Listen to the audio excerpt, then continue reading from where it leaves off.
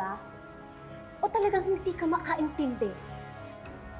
Which part of hindi ko kailangan ng tulong mo ang hindi mo magets, ha? Gusto bang maukat na naman ang rape charges against you? After your mom and I have exhausted all efforts para linisin yung image mo sa mga tao. At lalong-lalo na sa social media. Even if everybody believes that you're really a rapist. Kaya't filing a case will just open a can of worms. So it's best na matahimik na lang tayo. Dad, Tumahimik ka na. And you follow me. Isipin mo na lang na quits na kayo ni Trixie. Even if kulang pa yung mga injuries mo dahil sa kahalayan na ginawa mo sa kanya. Cons, huwag mong pagsabihan ng ganyan ng anak natin. hanggang kailan mo ba isusumbat yan sa akin, Dad? Nagpakatan mo na ako. Naging active na nga ako sa foundation.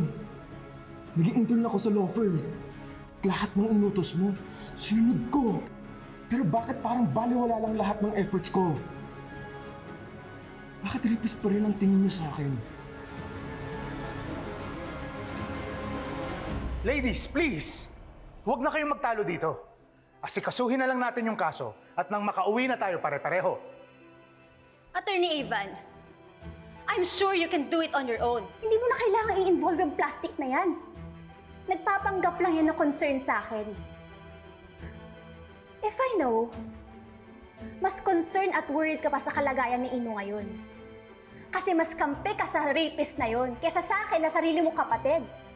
Alam mo, pag hindi mo binago yung ugali mo, darating ang araw na wala nang tutulong sa'yo. Trixie, stop it!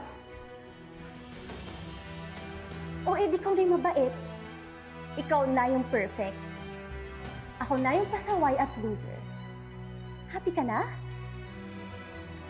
At least ako, hindi bunga ng adulterous affair. At hindi ako iniwan ng nanay ko sa bangketa na parang basura.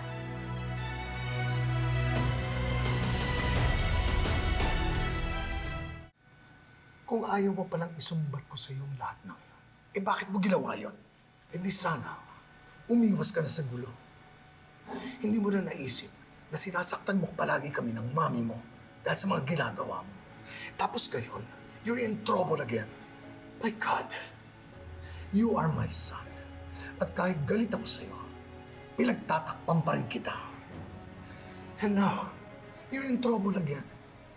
It's such a shame that your mom and I have done nothing but cover up for you. I'm reminded that I'm still coddling a criminal.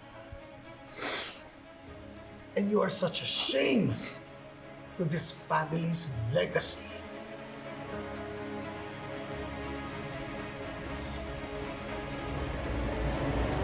Trixie, tama na. Sumusobra ka na. Bakit? Totoo naman ah. Ako kahit ganito ako mahal na mahal ako ng mommy ko. Eh ikaw, ni hindi ka nga binalikan o hinanap man lang ng biological mother mo for more than 2 decades of your existence. Kasi, sino ba namang nanay ang gugustuhin magkaroon ng anak na ganyan yung itsura kagaya mo? So kahit gaano ka pa ka-perfect, kahit gaano ka pa kagaling, hindi ka matanggap ng magulang mo. Imbes na ipagmalaki ka nila, kinakahiya ka pa. Tama ka. Inabando na nga ako ng totoo kong nanay. Pero may tinang naman ako na proud sa akin. Alam mo kung ano pang laman ko sa'yo? Meron akong tatay na sobra ring proud sa akin. At gusto akong makasama. Gagawin ang lahat para ipagtanggol ako sa mga nang-aapi sa akin. Anak ka lang sa labas.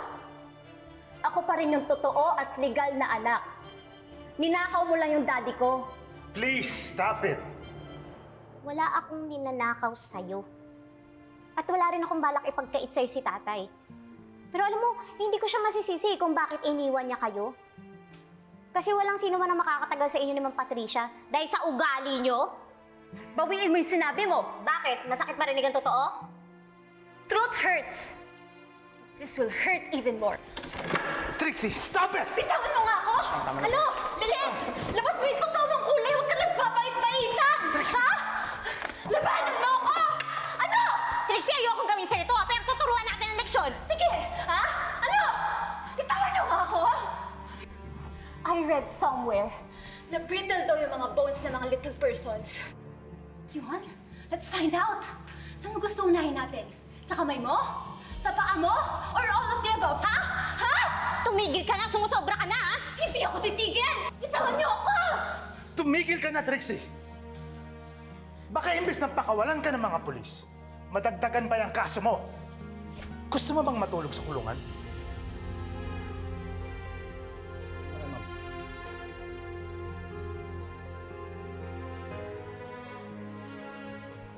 Lilet, I can take it from here. Ako na magpa-process ng release ni Trixie para wala nang gulo. Pwede ka na umuwi. Ano ba hinihintay mo? Umalis ka na!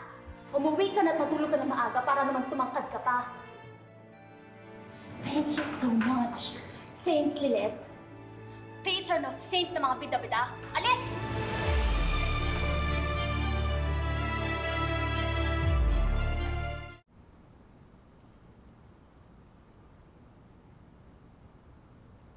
Nagli ata yung kapatid mo sa asong may rabies eh.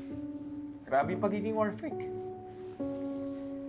Pero tama lang na pinagtanggol mo sarili mo sa kanya para malaman ni Trixie na kaya mong lumaban kung kinakailangan. Siyempre, matyas ako eh. At pag matyas, hindi umaatras. Diba? Alam mo, sayang eh. Hindi namin nakita kung paano ka makipag-away. Kung nandun kami siguro, lakas ng palakpakan namin sa'yo.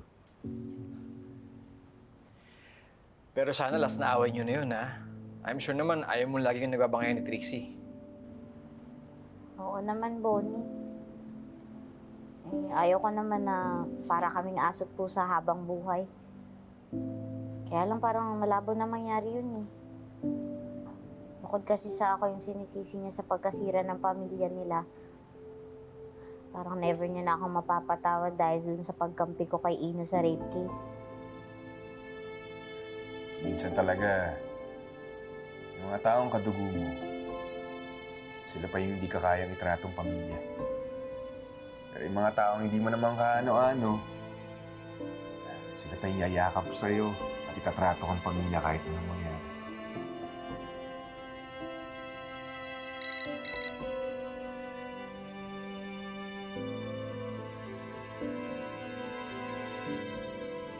Anak, kailan ka uuwi? Miss na kita. Galit ka pa ba? Sorry ulit ha. Sana patawarin mo na ako. Sana makauwi ka bukas para ma-celebrate natin ang birthday mo.